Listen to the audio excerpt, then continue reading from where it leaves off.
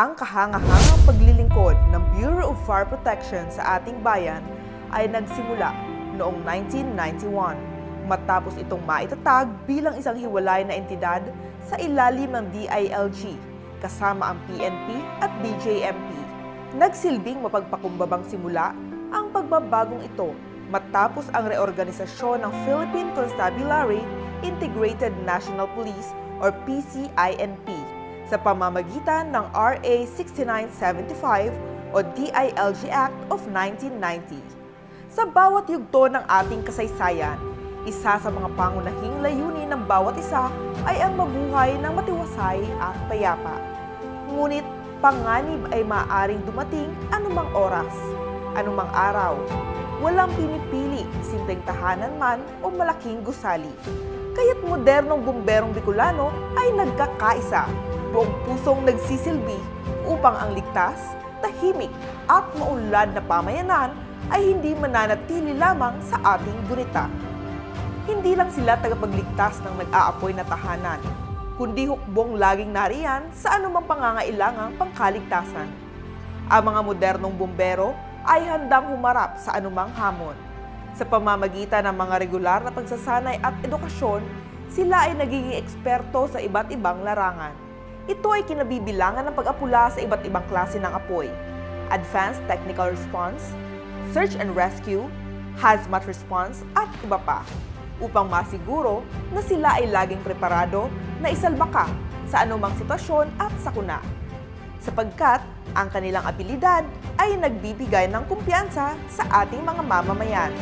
Sila ay aktibo sa pagpapahusay ng mga patakaran at regulasyon upang mapaminsalang apoy ay maiwasan natin. Ginagawa nila ang mga sumusunod upang masiguro ang kaligtasan. Pagsasagawa ng fire safety inspection sa mga pampubliko at pribadong gusali. Pagsusuri ng mga plano ng mga bagong istruktura at pagsusuri ng mga sasakyan na nagtatransport ng flammable at combustible materials tulad ng LPG. Layunin nito na tiyakin na ang mga ito ay sumusunod sa mga pamantayan at alituntunin bago mabigyan ng pahintulot o clearances. Nagpapalawak din sila ng kanilang ugnayan sa komunidad o community relations services. Isang kritikal na gawain ay ang magpapalaganap ng kaalaman sa publiko tungkol sa mga panganib ng sunog at iba pang sakuna. Sa pamamagitan ng mas pinaigting na fire safety awareness campaigns, sila ay nagiging tagapagmulat sa mga mamamayan hinggil sa mga responsibilidad na mayroon ang bawat isa upang mapanatiling ligtas ang ating mga sarili, kapwa at ari-arian. Kasama rito ang pagbibigay ng Kaisa Star Seal sa ating mga Kaisa partners, Oplan ligtas na pamayanan activities tulad ng CFPP formulation, CFAG organization, lectures, demonstrations, seminars, IEC campaigns, house-to-house survey, drills and simulation exercises, social media safety tip posting, at OLP on air, maging ang pagsasagawa ng Fire Square Road shows. Kasama rin sa kanilang mga programa ang BFB TV Facebook Live, streaming, Bumberong Bicolnon o Ragon, kada buwan na tumatalakay sa mahahalagang programa at aktibidad ng rehiyon. Kanilang sinusuportahan din ang mga programa ng ibang ahensya tulad ng pagtulong sa mga paaralan, paglahok sa mga bloodletting, clean-up drives, tree planting, pagtangkilik sa hapag at bida programs ng DILG at pagsasagawa ng mga aktibidad na nagtataguyod ng seguridad at pagkakaisa. Kaugnay ang PFP Modernization Act sa adhikaing masabayan ang mga makabagong hamon ng panahon at matugunan ang pangangailangan ng pamayanan. Ang BFP Bicol ay patuloy na nag-aaral at nag-a-adapt ng mga bagong teknolohiya, kasanayan at pamamaraan upang maibigay ang pinakamahusay na serbisyo sa publiko sa pagliligtas ng mga buhay at ari-arian.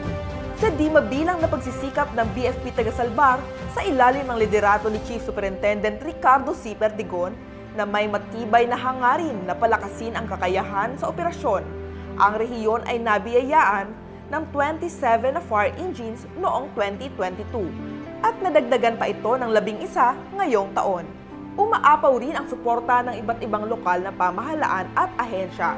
Sa kasalukuyan ay mayroon ng 106 total lot donations ang natanggap ng BFP Region 5. 10 rito ay donated last 2022 at 3 naman ngayong 2023. Mayroon na rin tayong naipatayong 48 typical fire stations at OPFM building. 4 ang naitayo noong 2022, isa ngayong 2023 at 10 naman ang kasalukuyang itinatayo. 103% na mas mataas din ang fire code fee collection ngayong first SEM ng 2023 kaysa sa taong 2022 ng parehong semester. At ngayong taon ay magkakaroon din ng karagdagang 110 sa hanay ng kabumberuhan sa Bicol Region. Makabagong bumberong Bicolano, patuloy na sandigan at tanglaw dahil ang umuunlad na komunidad ay tanyag bilang isang ligtas na pamayanan.